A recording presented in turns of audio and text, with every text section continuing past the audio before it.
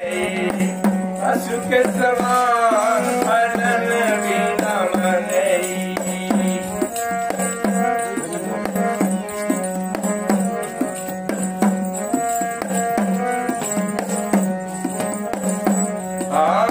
पशु के समान भजन बिना मनई। पशु के समान भजन बिना।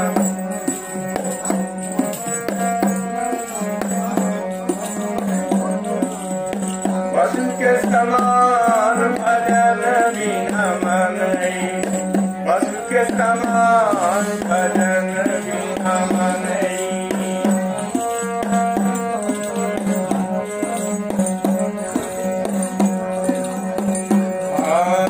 जही घर साधु संत नहीं उतरे। जही घर साधु संत नहीं। जही घर साधु संत नहीं उतरे।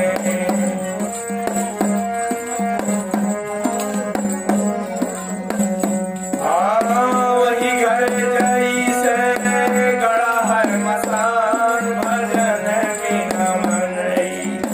पशु के समान भजन बिना मनई। कोई घर गड़ा है जैसे मसान भजन बिना मनई। पशु के समान भजन बिना मनई। पशु के समान भजन बिना मनई। पशु के चाम काम बहुआवे।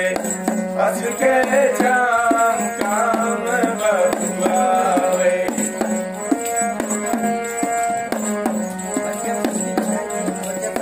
पशु के चाम काम बहुआवे।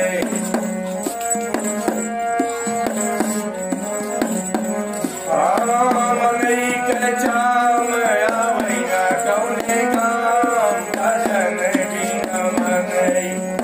पशु के समान भजन बिना मनई।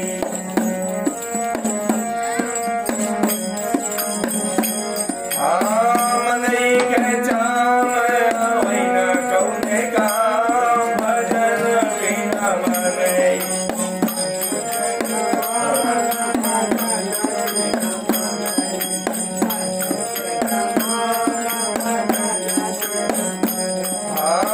मनई के चाम आवे ना कौने काम भजन बिना मनई।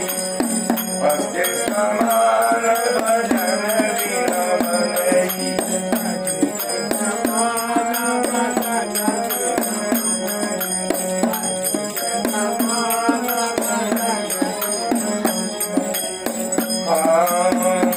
घर साधु संत नहीं उतरे। घर साधु संत ना उतरे।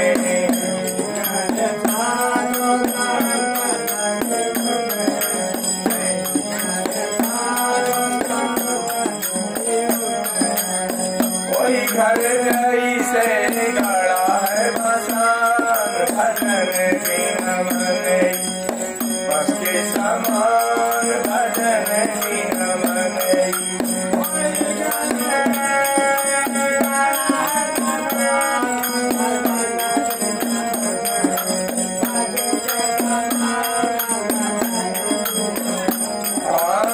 वही घर गड़ा है जैसे मसान भजन बिना मनई।